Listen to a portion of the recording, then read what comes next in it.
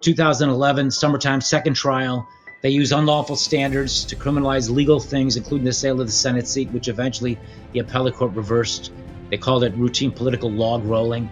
Obama started it. He wanted to make a deal. We talked about a deal. I went to prison. Obama went to the White House. They kept me there for 3 fundraising requests because they could not let me out. And so when it's time for me now to walk into prison, which would be March the 15th, 2012 on a Thursday, but they're covering it live on television. All the national news is covering me walking into prison live. I didn't know it at the time. A guy by the name of Mark Vargas showed me a tweet that Donald Trump, private citizen Donald Trump, sent out on the 15th of March 2012 as he was watching me walk into prison. And it was a tweet talking about how unfair and how unjust he thought that was, what was happening to me. All right, guys, we've made it through the work week. CPAC is kicking off in the D.C. area. President Trump expected to speak tomorrow. Yeah. But a lot of folks, I'm going to head over there myself, so I'll have something to report back to you on Monday. But today is special.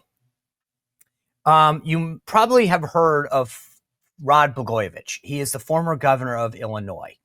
He was pushed out of office and then prosecuted multiple times. It was almost like what happened to Trump before it happened to Trump. And his story is epic. And kind of like there's a sense of divine providence that you're going to hear in his story about how he met Trump and how things unfolded. So he has a huge rise in politics, leaves, congressman, gets elected governor of Illinois, gets reelected as governor of Illinois, and then they come after him. And the court battle itself is epic, of which a documentary or a book could be written about. I think he is writing one. And then after he gets pushed out of office, Trump has him on Celebrity Apprentice. That's when their paths cross. An unbelievable path that would then intertwine going forward. Blagojevich, eventually gets convicted. Trump commutes his sentence the first time after Obama didn't. And then Trump gets reelected, and just last week pardons the guy. This is a story that you will hear nowhere else. I'm telling you, sit back, relax, get yourself an adult beverage. Before I kick into the story with the governor, though, I got to tell you, if you run a company or the person in charge of finances, get one of these, my friends. This is a Ramp card. It looks just like a Visa card. See, it says Visa. I'm not dumb enough to put the numbers on there. Not going to happen. And it will streamline how your company does business. It will automate your expenses. It will save you from running around.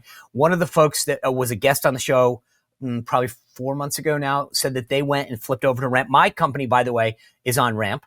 And he said to me, you're not going to believe how much time and money this saves me. From the moment a purchase is made, and by the way, they issue virtual cards and actual Visa cards, right? So you can do all this online. You can set limits for your employees. But from the moment a purchase is made, Ramp takes care of receipt matching, categorization, approvals, seamlessly integrating with all of your finances, your finance system. So if your finance team is drowning in paperwork, this is the answer for you. It gets them off of that and back to the focus of helping to grow the business. You can set everything up within in 15 minutes, 25,000 businesses, including Shopify and the Boys and Girls Club of America, trust Ramp. It's earned a #1 ranking in spend management by G2. So for a limited time right now, listeners of the show can get up to $250 in your pocket, $250 just for signing up. So go to ramp.com/Spicer, Ramp, RAMP.com/Spicer to get signed up at Ramp. This is going to be a game changer for your company. Cards are issued by Sutton Bank, members FDIC. Terms and conditions apply. All right. Before we get into the conversation with Governor Blagojevich, I've said this for a long time. There's very few things that are consequential that you can do. One of the things is getting a LifeVac. The same reason you have a fire extinguisher or a first aid kit, you need a LifeVac. If your kid's school doesn't have a LifeVac, get one for them. LifeVac will send it to them for free. There's a reason that police officers, EMTs, restaurants, cruise lines, movie theaters have LifeVacs, because anybody can be a hero in the event of a choking incident. Doesn't matter how tall you are, how big you are, whether or not you know the Heimlich maneuver or not. The LifeVac saves you in the event of a choking incident. It makes peace of mind. It brings so much more peace of mind knowing that you can address a choking incident in your house. Get your very own LifeVac. Help save a life. I've told you this before. Somebody on this show got one and a life was saved. So go to lifevac.net, lifevac.net, lifevac.net. Don't wait another minute because a life truly could be at stake. All right, without further ado, I want to bring in the 40th governor of Illinois, former governor, former congressman, and pardoned Trump person, Rod Blagojevich. Governor, welcome to the show. Thanks for being here. Appreciate you having me, Sean. Thank you very much. You know, the funny thing is, like a lot of things in life, I think there's the headlines and then there's the behind the headlines, the bigger part of the story. And it's funny, like you fit that depiction. I often tell people when I meet people, part of the reason I wrote a book is because I felt like people had this image of me. And it doesn't mean you have to like me or dislike me, but I didn't think people had a full understanding of who I was as a person. So when I left the White House, I said, I'm not writing a book. And slowly, after like several months of going to audiences and having conversations, people would say, oh, I read once that you're like this and you're like that. And I finally called up somebody I know. I said, I got to write a book. I'm tired of people talking about who I am as a person because they read some silly story in Politico or the New York Times. And as I went down rabbit holes getting ready for this interview with you, I felt kind of the same way. I was like, I never knew that about that guy. But I want to start with something interesting because obviously you're in the news recently because of this pardon that President Trump issued on your behalf. And so I just want to start with this. Like, how did you first come into Donald Trump's orbit? Well, yes, I'm here today, fully pardoned by President Trump. I went to bed Super Bowl Sunday as a convicted felon. Then I woke up the next morning after he pardoned me, no longer a convicted felon. President Trump did that for me 5 years ago on this day. He commuted my sentence and sent me home from prison after I spent nearly 8 years there, 2,896 days. And then years before that, actually, 11 years before that, I was on his show, Celebrity Apprentice, where he correctly fired me because our team lost to the women and I was the project manager and I wouldn't sell out the rock star Bret Michaels. And so I got canned. President Trump was right to fire me then, and that I would argue right to free me 5 years ago. And thank goodness, God bless him, for pardoning me. And he was right to do that too, because I didn't break a law, cross the line, or take a penny. And I learned a lot of hard lessons from my hard experience. But among the lessons I learned was how great a guy Donald Trump is. When I was on that show back in 2009, I was probably, I was condemned as this guy that was trying to sell Barack Obama's Senate seat, which incidentally was never a crime. I was right the whole way.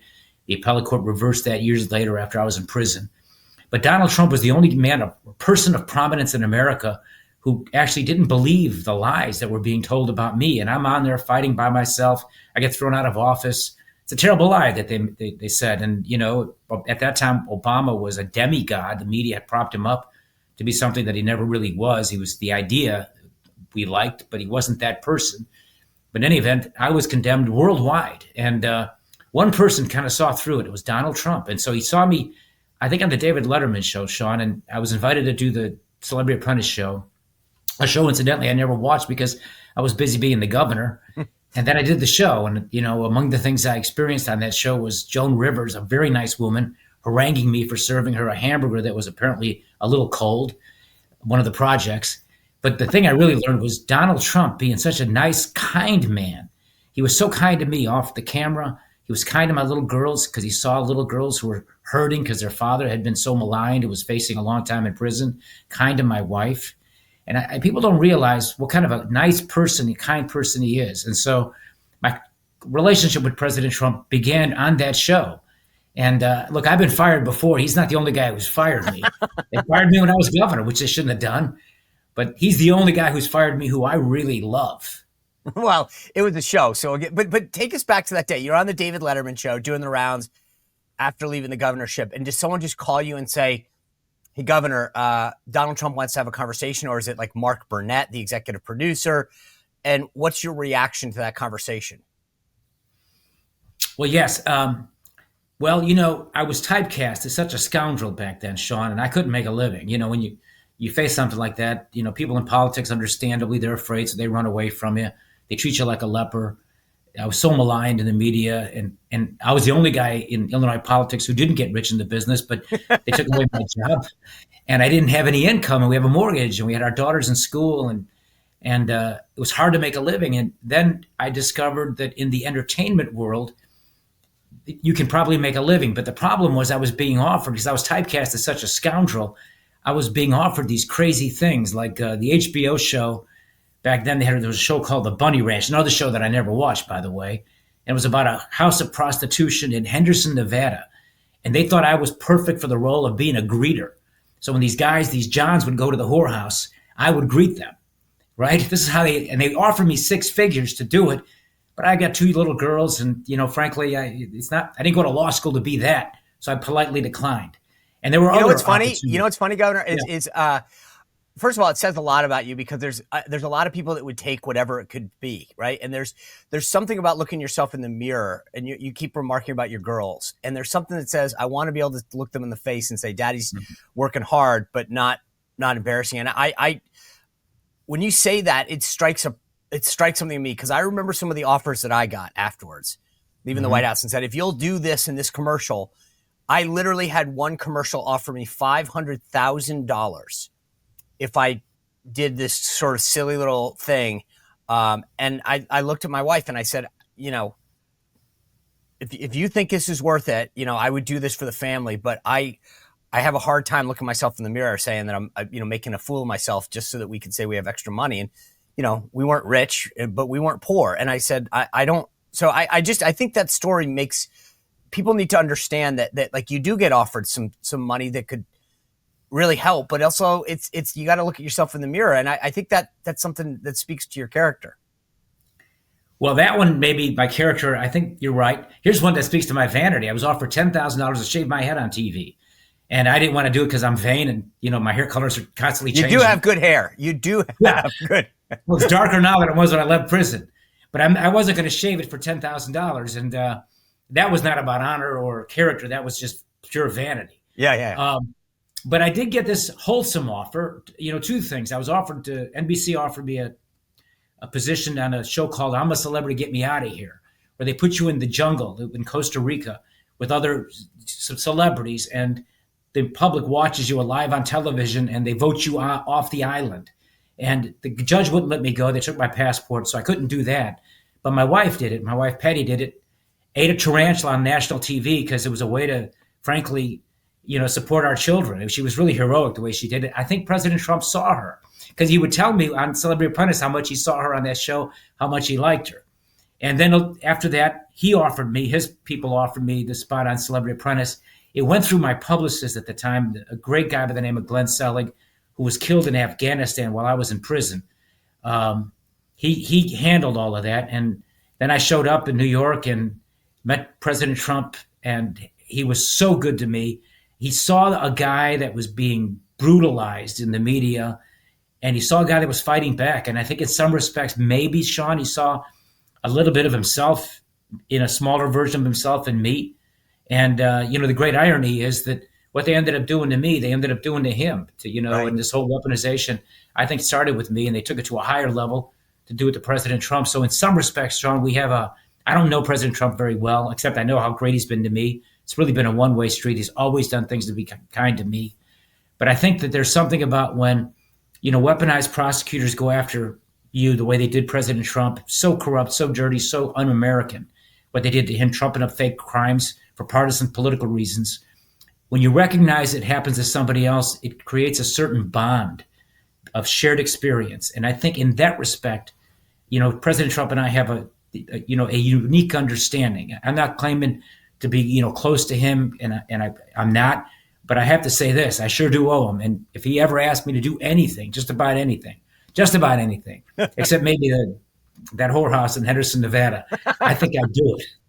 I actually have said in not as eloquent ways that you just did that I think President Trump has a shared experience. People ask right now, why does he feel sympathy for Eric Adams in New York? And I think that for exactly the reason that you just articulated, there's this sense of understanding what people are going through. Now, I'm not saying that Eric Adams isn't guilty or that he did or didn't. I haven't paid enough attention to the case, but I think he personally understands what it's like to be attacked by the media, to have the judicial system weaponized against you, and has a little bit of sympathy for people who have gone through a similar experience. But just take me back to that time, because when you're on Celebrity Apprentice, he's kind of at his highest.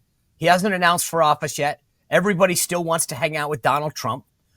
And he didn't have to be, he wasn't the politician he is now. So he meets you. You mentioned like he's good to your wife and your kids. And what are those behind the scene moments like? Yes, I'm glad you asked me that. So this was October 2009 when we filmed that. It aired in, I think, February or March of 2010, but it was being filmed in October 2009. Now you're talking 6 years before, more than 6 years before he goes down the escalator at Trump Tower in 2015 May to announce for president. So at that time, it never ever crossed my mind that Donald Trump would be interested in running for public office, or certainly one day ever being president. I felt like this guy had such great success, and he was in everything he touched. He had the Midas touch, still does. He's a winner. But I never, ever imagined that he was going to be president of the United States one day. I was just trying to stay out of jail. And here I am on his show. And, I'll tell you a story, I think, Sean, that really sums up the person that he is. It was the last episode. It was after the rest of us had been fired, and all the contestants were invited back for the final round between the two finalists. And it was Holly Robinson Pete, a very nice woman who was a TV star apparently, and this guy, Bret Michaels, from the rock band Poison, who I never heard of, frankly, but he was really popular. Wait a second, you grew up in Chicago and you'd never heard of Poison? I'm an Elvis fan, and by the way, Bret Michaels is too, but I didn't know anything about that. I was busy trying to become governor, and congressman. But then I met him. He was a really good guy. Bret is, I'm sure, God willing, doing well. But it was the finals between Bret Michaels and Holly Robinson Pete. We're at New York University. There's a sold-out crowd there, maybe 700 people before a live audience. We're all on the stage. And President Trump is like purposely giving me airtime. He's trying to give me airtime to try to make, help me, rebuild my reputation. But I was on message, and I still am, because I didn't do it. And I said something like, I never crossed the line, never broke a law, never took a penny. And then the audience started laughing derisively. They weren't laughing with me. They were laughing at me. And I could handle it. I was in politics, and, you develop a thick skin in that business. But the Trump team, Celebrity Apprentice, were so kind. They allowed me to bring my little girls and my wife with me to New York for that particular weekend that we did the show. And so my little girls are in the audience, and my little Andy at the time would have been, 2009, she would have been 6. And my older daughter, Amy, would have been 13, and my wife, Patty, were there. And the show's over, and Bret Michaels wins, and Patty and Amy and I, my daughters and my wife, are on the elevator going down to leave. And just as it happened, Donald Trump walked in to take the elevator ride with us. And I introduced him to Patty, my wife, and my 2 little girls. And when the ride was over, we stepped outside, and we were on the street. He shook my hand, wished me good luck on the trial. I told him we're going to win because I didn't break a law. And then he got down. He's tall, he's about 6'3", and my daughters were just little girls. He got down there to their eye level. There were no cameras there. He just sensed that their father had been laughed at in a derisive manner, and that they had witnessed it. And he started saying some real nice things to my girls about their father. And I'll always remember that kindness, and how good that was, and how nice that was of him, and how perceptive he was, and how sensitive he was to these little girls and what they think about their father. That really says a lot, in my opinion, about the kind of person that he is. And I've known presidents. I knew Obama since 1995. Bill Clinton, I served in Congress for 6 years when he was president. George W. Bush was president for a couple of years when I was congressman. Biden, I knew when he was in the Senate and I was in the Congress. None of them would have even thought about doing something like what Donald Trump did with my daughters on that day. I get asked once in a while about what we don't see, what I know about Donald Trump that we don't see. And I share similar stories to what you just said, the ones that I've seen. That when people are in pain or in a difficult situation, that guy has the ability to be so empathetic to folks and express a sense of shared sacrifice and concern. It's unbelievable. And I don't think the public gets to see that. I don't know, to your point about not the cameras not being around, I almost sometimes feel like he wants to show that to people personally, but he doesn't want the world to see it. I don't know what you think of that. I just feel like he wants to project this sense of strength, fortitude. But on a very personal level, he knows what to say, when to say it, to people who are in pain or in anguish. And I don't know, sometimes I wish that they could see that, because there's a side to him that I wish people could see more. I remember Chief Ryan Owens was killed in action during my tenure at the White House, and he had to call his wife Karen. And I'm in tears in the Oval Office as he's comforting her and their children, inviting them to the State of the Union to be his guests. And he knows how to rise to an occasion, and he almost senses that I can help you in that moment. And it's just, I wish people could see it more. Well said. Yes. And here again, I was in politics, congressman, governor, 6 years. As I said, I've known, different presidents in different ways. But Obama, I've known for a long, long time, and him the best. I've known him since 1995. We both came up in Chicago politics together. Yeah, but he was an advisor to your campaign, right? Yeah, that's what he says. And he said he helped. He showed up to like policy meetings. Big deal. You know what I mean? He didn't do really real work to get me elected. He was about as involved in my campaign for governor as he was as a community activist on the south side of Chicago, which is to say he was neither one of those things. Okay, got it. And he's not the compassionate guy Trump is. And, we talk about, people who are human and real and who can actually feel somebody else's trouble and their pain and the hurt.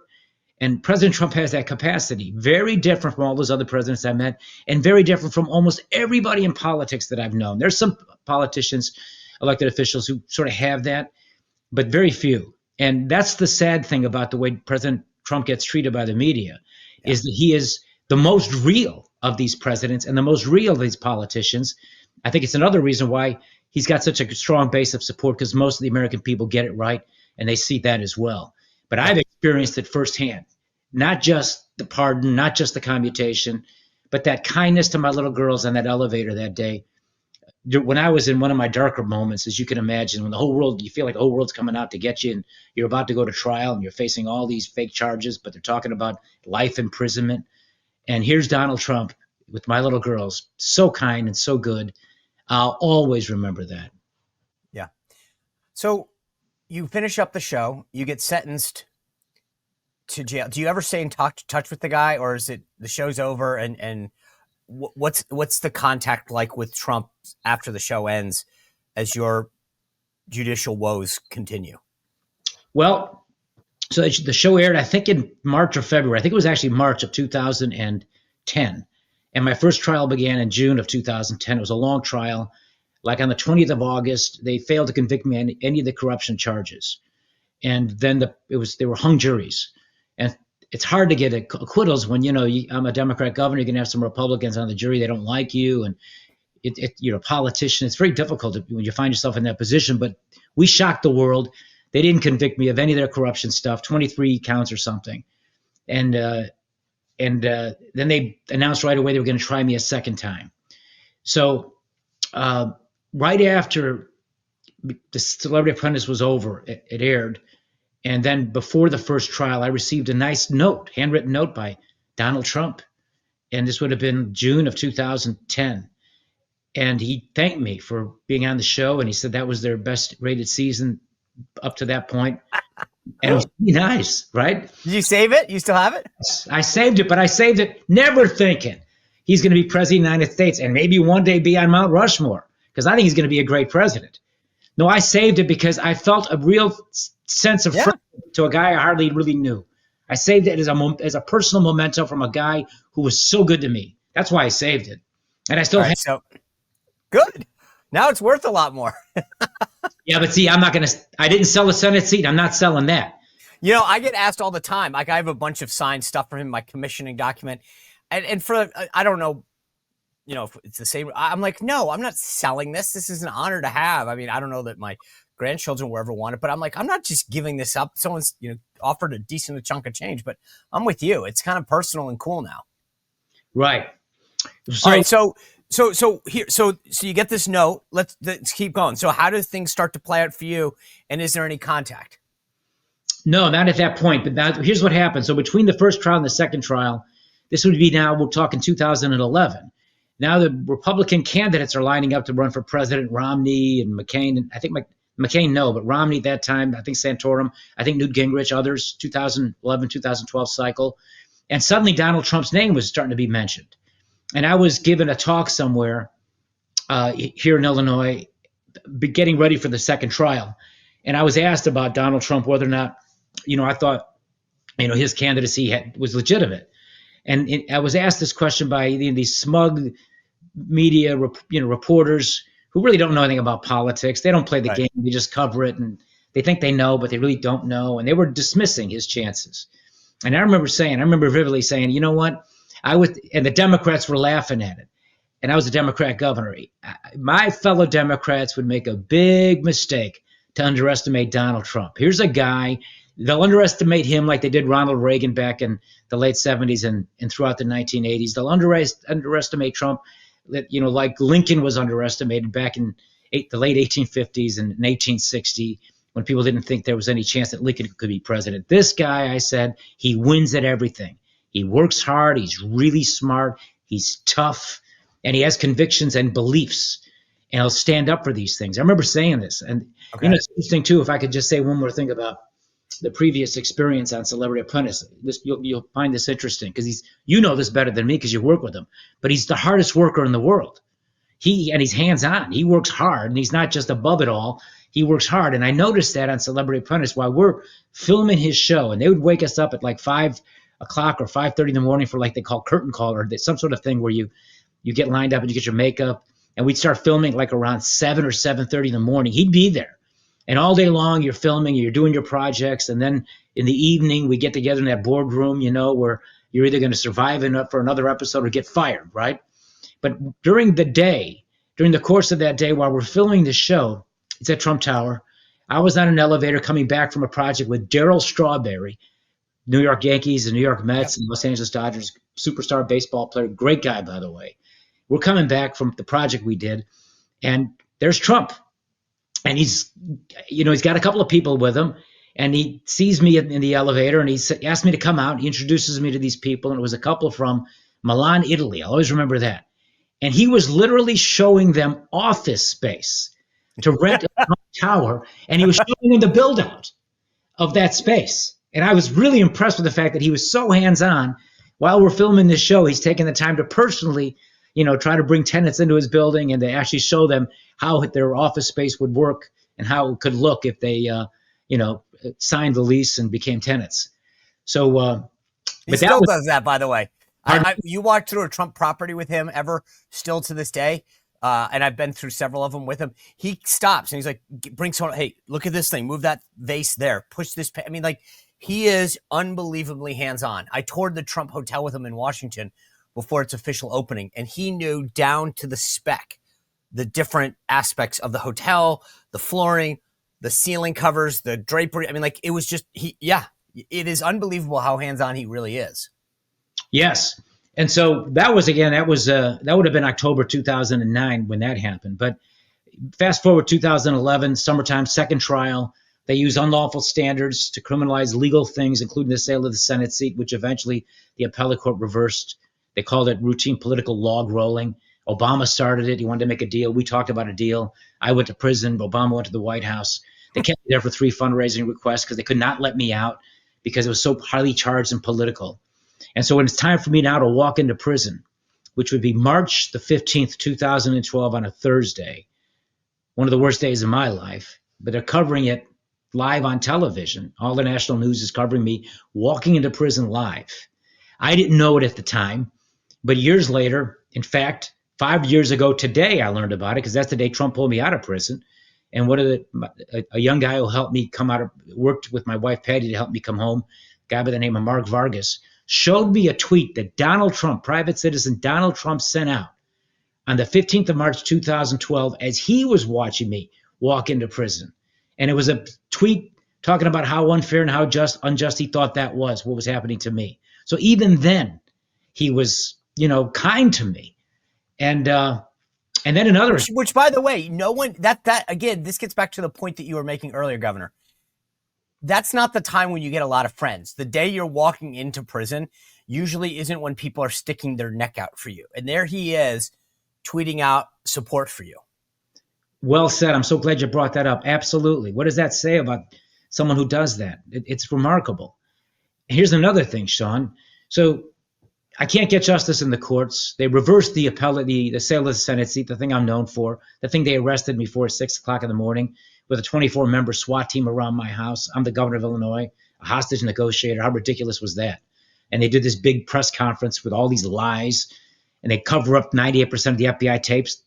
To this day, they're still covered up. Obama's 302s to this day covered up because he started the whole thing. He sent someone to me to make a political deal. He goes to the White House. I go to the big house. He runs away. And now I'm in prison at that time for 6.5 years. And I had been the first governor, Democrat, to endorse him for president against Hillary Clinton in 2007. And again, I knew him since 1995, and it was helpful to him way more than he was to me. Some of his friends got big positions in my administration when I was governor.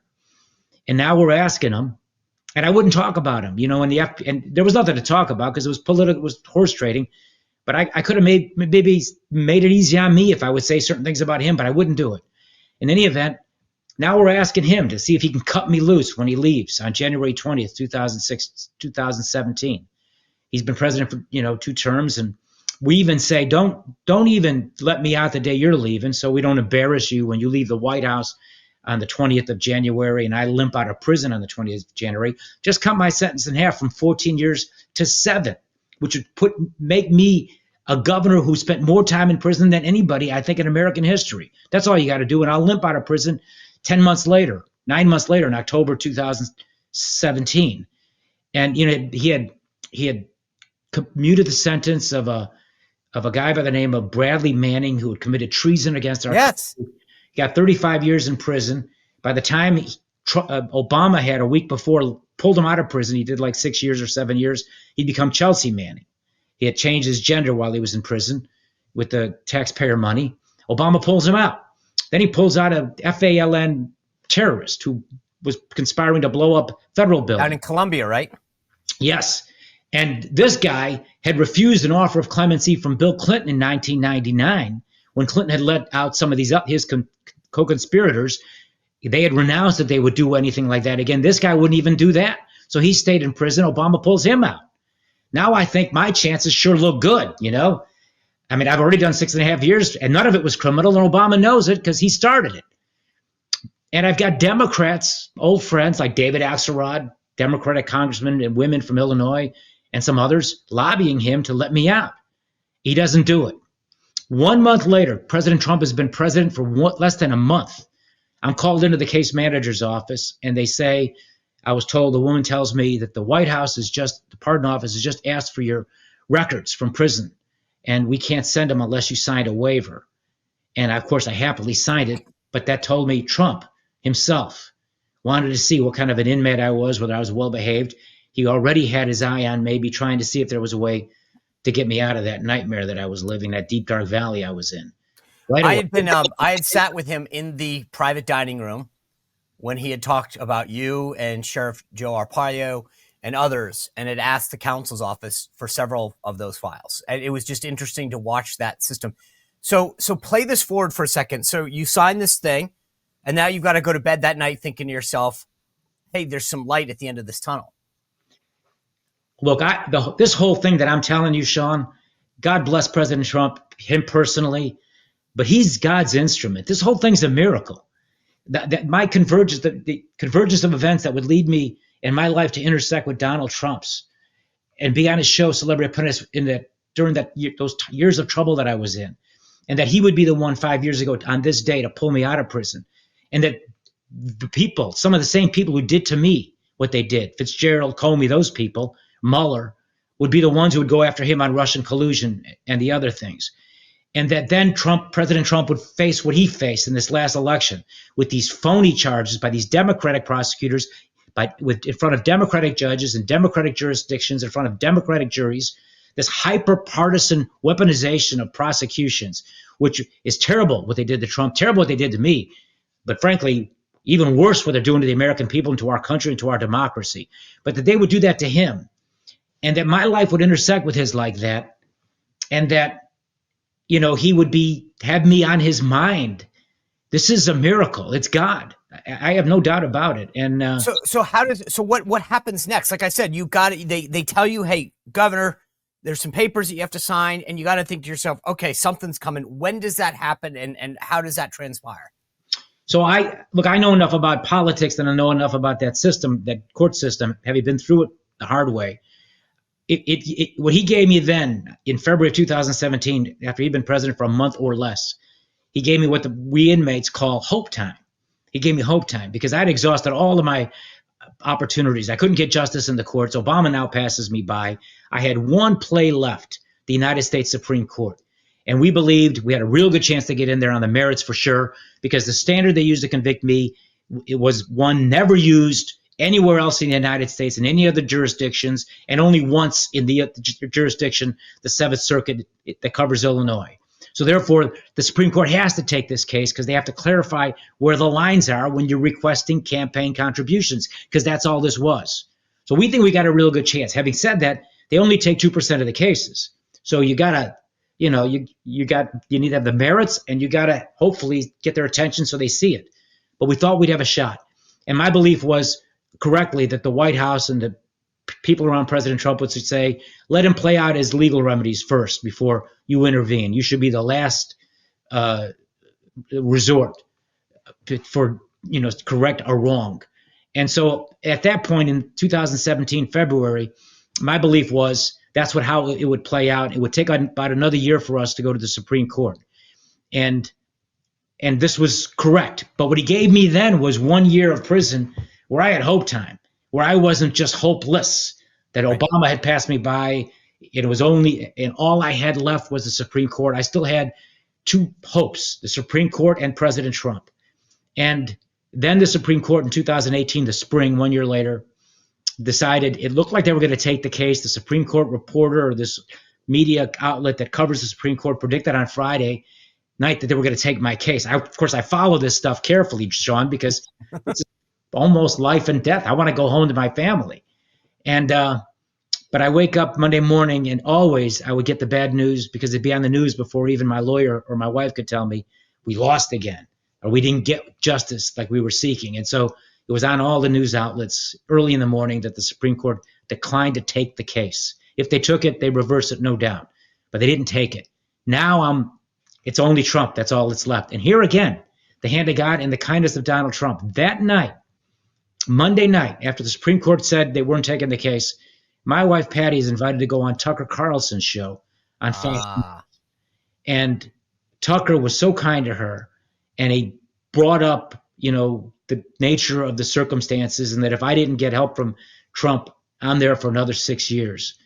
And that was the beginning of events that unfolded, that I write about in this book that I'm writing, that have ultimately led me home 2 years later. And it would have been sooner, but President Trump's politics was so difficult, because what he was trying to do for me, a Democrat governor, didn't help him at all politically. In problems politically with his own party. So he commutes your sentence. That gets you out of jail. What transpired between then and now? Because you got it commuted, right? So you get out of jail, but you still have a felony record. Then he, like a week ago, whatever it is, pardons you. What transpired between then and now to elevate this to a full pardon? Well, you'd have to ask him, Let me say this. There's no contact. Do you ask now, hey, thanks for the solid on that. Can I get the full pardon? Or is there any communication between your team and his team about, hey, now that you're back in office, can we go for the full pardon? I'm so glad you asked that. Here again, how great he is. No, I never asked him for the pardon. You never said anything. You don't talk to him, and all of a sudden you just wake up one day and it's, hey, guess what, Governor? You got the full pardon. Well, I'd seen him through the years. Yeah. I've been to Mar-a-Lago several times. I got a chance 1 year after I was sent home, and after President Trump, the first term was over, and he was down at Palm Beach, and I went to Mar-a-Lago on the invite of Chris Ruddy from Newsmax. You know Chris. Yep. And he had arranged for me to see President Trump so I could personally thank him for what he did for me. And I saw him. This would have been February, March of 2021, and he was great. And I thanked him. And and he was telling me how much he loves my wife Patty. He always does this, by the way. And he's right. My Patty's defied the odds. But he always tells me this, and He's reminding you, you know what? Any woman that's what we all learn as good husbands is that so once in a while you need a little reminder how great your wife is. Yeah. And, then he said to me, didn't you, because he noticed my hair color got darker. Didn't you like the white hair? I thought it looked good. I said, I didn't like it. So he actually noticed that, right? Yeah. But he was great. But this would have been February 2021. And then a year later, he puts out a book, or a year or two later, he puts out a book about letters to Trump, which is a bestseller. Yeah. And he put the letter he wrote to me in that book. And then I was invited by Sergio Gore, an excellent guy, to come down to Mar-a-Lago for his book, like a book event. Launch. Yep. A book launch. And I saw him again. And he saw me, and he always so nice, telling me about my wife, how great she is, blah, blah, blah. And then he says this, Sean, you like this. And then he catches himself and he says, you're still with her, right? Absolutely. Absolutely. This he does all the time too. And then, last spring, I brought a bunch of guys down to Mar-a-Lago. They wrote big checks for his campaign. So I was able to be helpful to him a little bit, and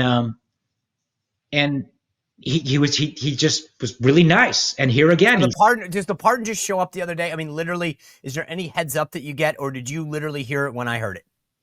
No. What he called me 2 Saturdays before. On a Saturday night, I'm at home with my wife, Patty. We're watching an old movie together. Quiet Saturday night. Sergio Gore calls. I recognize his number because I'd worked with him on the campaign to do fundraising and other things that I've done. And I say, hey, Sergio, how you doing? And Sergio just got a big position as sort of like the head of personnel. Head of personnel. I said, hey, Sergio, how you doing? Congratulations on your big spot. And then he says, hold on, Gov, I've got an old friend. And then he hands the phone, and it's Donald Trump. And we're on the phone for about 7 minutes. He was fantastic. And he's, talking to me about a variety of things, asks me about my wife, Patty, again. You're still with her, right? I said, madly in love. It's like the 5th time he's asked me since I've come home. Madly in love. And he tells me how great she is. And then he says he's going to pardon me. And we talked about that. I expressed my gratitude over and over again. I said, listen, what you've already done for me is above and beyond anything I could have ever anticipated, because, Mr. President, you just gave my little girls, when you pulled me out of there and brought me home, you gave my little girls the best gift they've ever received and they'll ever receive in their lives. They got their father back because of you. Wow. And so I never, ever dared to even think about asking him for a pardon, even though I got to tell you, Sean, absolute innocence. I didn't break a single law. So in that sense, I deserve one. But this was him, all him. Our time is short. So let me I appreciate God. This is an unbelievable conversation. So thank you for that. But I will just, there's a lot of buzz, and I know you've been asked this before, but any chance that you end up as ambassador to Serbia? Well, you know what? My father came from Serbia. I'm the son of an immigrant. My dad was from there. He was a factory worker, and my mom was American born. But, I love that country because my father came from that country. America's my country. This is the country you and I both love, and you served our country. Thank you for your service. But I've never asked for that either. And I was in Serbia about 2 weeks ago. I met with President Vučić there. It's a remarkable story what that president in that country is doing, because I was there one time before in 1999 when I was a congressman, and I accompanied Reverend Jesse Jackson. We were bombing Serbia. NATO was bombing Serbia. We took part of their country away, incidentally, without UN approval, just like what Russia's done in Ukraine, no different. And the Serbs were bombed, and their economy was destroyed. And all those years later, I finally come back, and it's an economic miracle that President Vučić is presiding over. Real wages for working people have increased 270% from what it was when he took office. I'm hearing a yes, Governor. I'm just telling you, I'm hearing a yes. No one's asked. If asked, you'll serve. If President Trump asks me for anything, it's hard pressed for me to imagine me saying no to anything he asks. Okay. All right, Governor, honestly, there's sometimes when you start a story and you don't know where it's going to end in a conversation like this, and I've really and thoroughly enjoyed hearing this, because I always love the personal side of Donald Trump, and I appreciate you sharing it. So thanks for spending time with us today and sharing your story. I can't thank you enough. Thank you, Sean. I appreciate you, my friend. Thank you. You bet. All right, guys, thanks for tuning in. What a great show. I dropped my next newsletter today, SeanSpicer.com. It's free to join. VIP members are always welcome. But please go to SeanSpicer.com. We'll give you a heads up on the show, great insights and behind-the-scenes pictures. It's always a great thing. I'll be at CPAC this weekend. I'll have some insights for you when I get back on Monday. Stay in touch. And by the way, hit that notification button if you're watching on YouTube. A couple really cool videos coming out exclusively the people who hit the notification button this weekend. Thanks for tuning in. Have a great weekend. We'll see you on Monday. Well, if you enjoyed this content, make sure to like this video, subscribe, and click the notification bell to get more.